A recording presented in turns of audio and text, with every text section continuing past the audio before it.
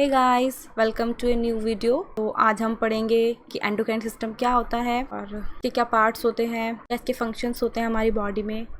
तो स्टार्ट करते हैं। What is endocrine system? Endocrine system क्या होता है? Two body systems are responsible for sending और receiving sensory information and coordinating body response. These are the nervous system and the endocrine system. हमारी body में दो system होते हैं, एक नर्वस सिस्टम और एक एंडोक्राइन सिस्टम। दोनों ही बहुत इंपॉर्टेंट होते हैं हमारी बॉडी में। तो आज हम ओनली एंडोक्राइन सिस्टम के बारे में पढ़ेंगे। तो एंडोक्राइन सिस्टम क्या होता है? Endocrine system regulate body activities bye releasing hormones. जो एंडोक्राइन सिस्टम होता है उसमें कुछ ग्लैंड्स प्रेजेंट होती हैं, जो ग्लैंड क्या करती है हमारी बॉडी में हार्मोन को रिलीज करती है।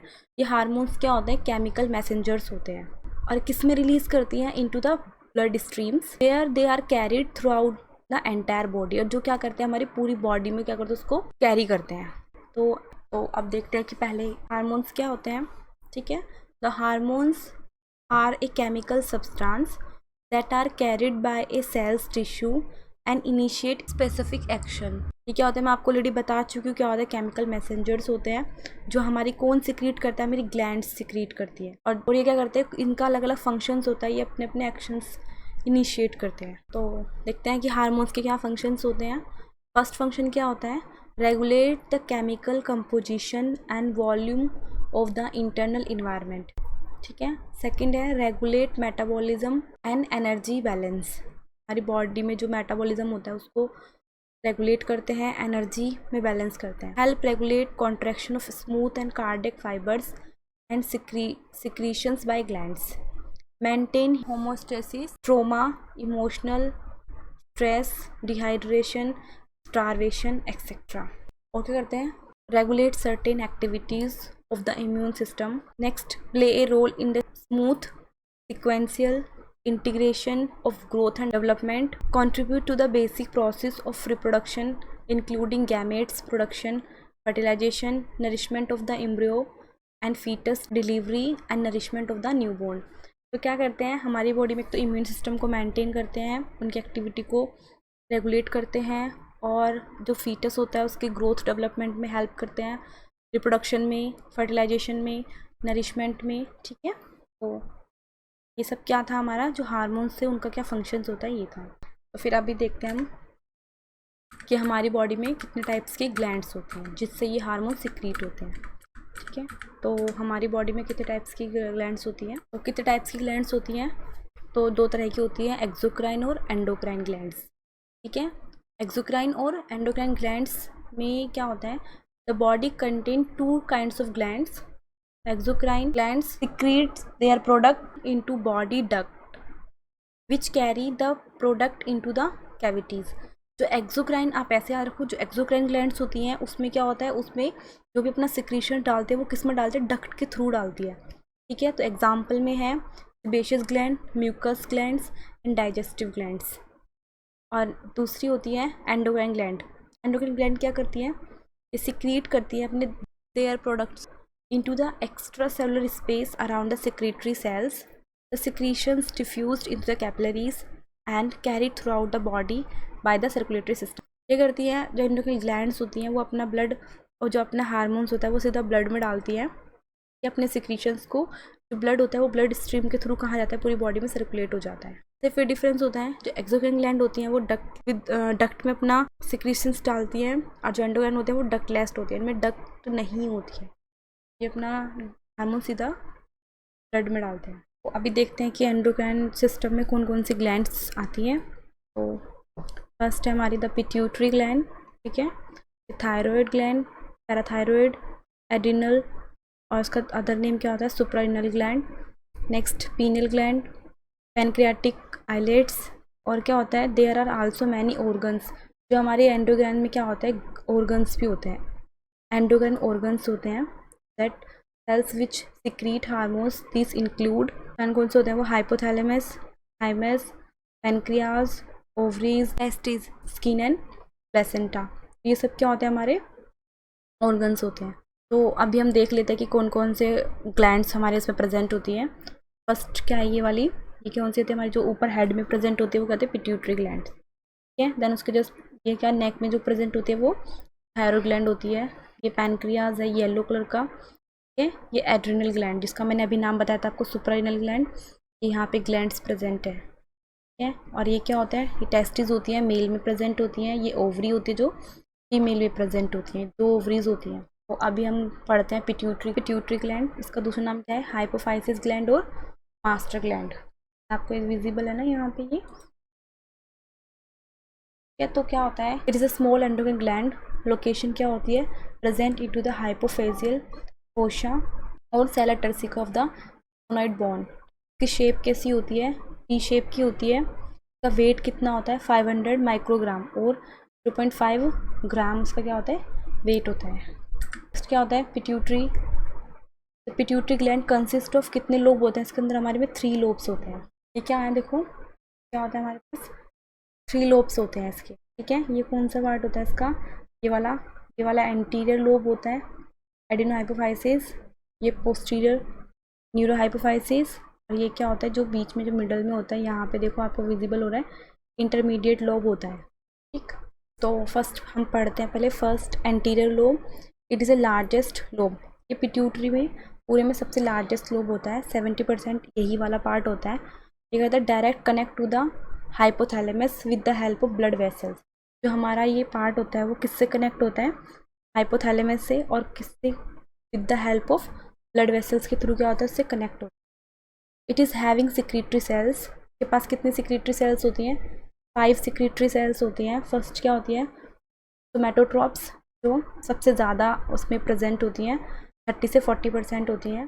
तो कौन सा हार्मोन रिलीज़ करती हैं, वो ग्रोथ हार्मोन्स, GH कहते हैं जिसको, ठीक है। सेकंड होता है कॉर्टिकोट्रॉप्स, ये भी 20% होती हैं। एडिनोसाइड्स स्टिमुलेटिंग हार्मोन्स, AC TH इसमें हार्मोन रिलीज होता है। फिर आता है thyrotrophs, 3 to 5%, thyroid stimulating hormone, TSH बोलते हैं जिसको। गनेडोट्रॉप्स 3 to 4% होता है, follicle stimulating hormone, FSH, luteinising hormones, LH, ये 2 हार्मोन रिलीज करते हैं। ये लेता है लैक्टोट्रॉप्स, ये प्रोलैक्टिन हार्मोन, ठीक है। तो ये कहाँ से रिलीज होते हैं, एंटीरियर लोब से। पिट्यूटरी के एंटीरियर लोब से क्या रिलीज होता है, ये 5 टाइप्स के सेल प्रेजेंट होते हैं जो क्या रिलीज करती हैं, ये वाले GH, ACTH, TSH, ये सब क्या हार्मोन रिलीज, ठीक है। तो फंक्शंस क्या होते हैं एंटीरियर पिट्यूटरी के, फंक्शंस क्या होते हैं, जो फर्स्ट ग्लैंड मतलब जो सेल्स होती हैं वो एक तो GH रिलीज करता है, जो क्या करता है, which stimulate general body growth and regulate certain aspect of metabolism. ये हमारी बॉडी में क्या करते हैं, ग्रोथ करता है, रेगुलेट करते हैं हमारे मेटाबॉलिज्म को, ठीक है।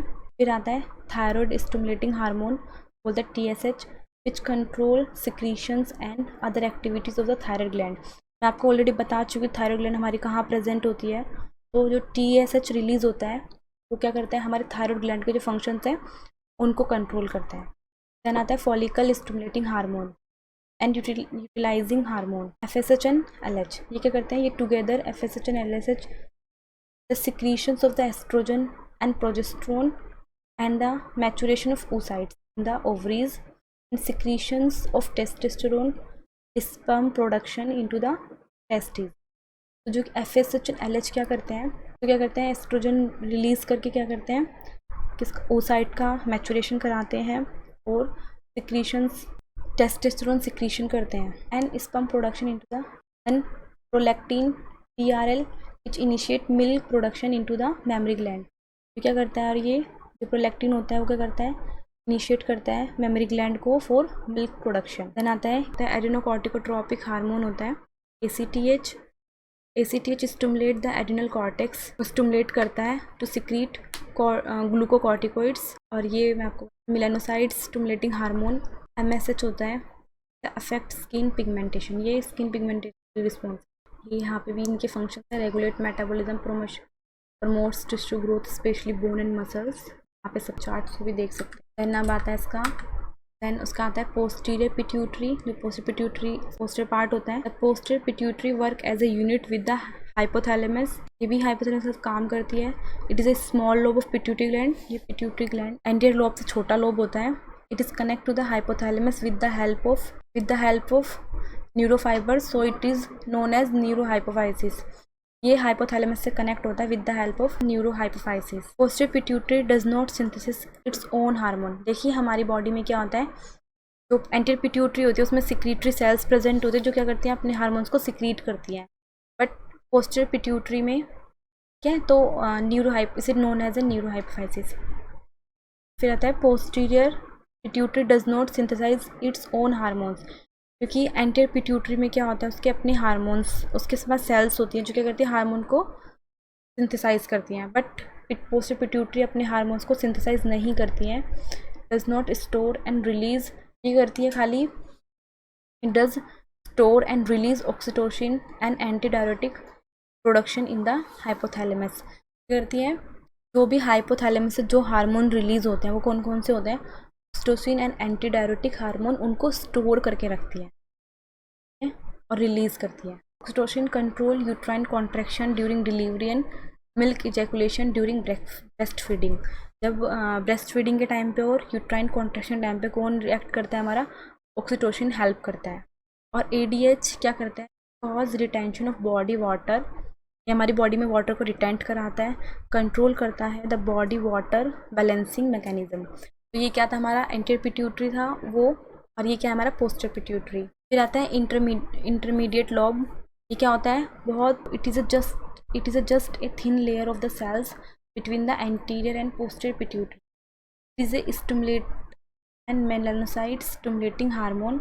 ये किस स्टिमुलेट करता है, MSH को into the skin for the projection of melanin pigment. Melanin pigment की प्रोजेक्शन करने के लिए क्या करता है, ये MSH को स्टिमुलेट करता है।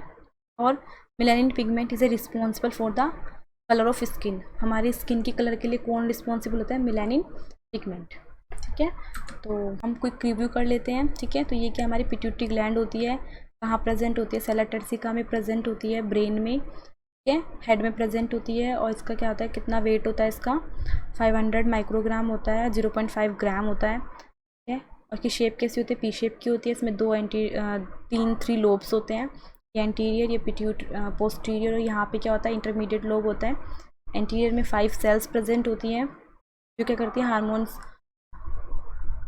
स्टिमुलेट करते हैं, GH, FSH, LH, prolactin, TSH और ACTH। और पोस्टीरियर पिट्यूटरी क्या होती है, ये स्टोर करके रखते हैं किस को, ऑक्सीटोसिन और ADH हार्मोन को, जो क्या कहते हैं, रिस्पॉन्सिबल ऑक्सीटोसिन यूट्राइन कॉन्ट्रैक्शन और मिल्क इजैकुलेशन में हेल्प करता है, और ADH हमारा वाटर बैलेंसिंग में हेल्प करता है। ठीक है, और यहाँ पे क्या होता है, इंटरमीडिएट लोब प्रेजेंट होता है जो MSH को स्टिमुलेट करता है for the projection of melanin. Melanin क्या करता है, हमारे स्किन पिगमेंटेशन में हेल्प करता है। ठीक है, तो गाइस आज के लिए इतना ही। नेक्स्ट वीडियो में मैं आपको अदर ग्लैंड्स के बारे में बताऊंगी। तो okay, bye, thanks for watching.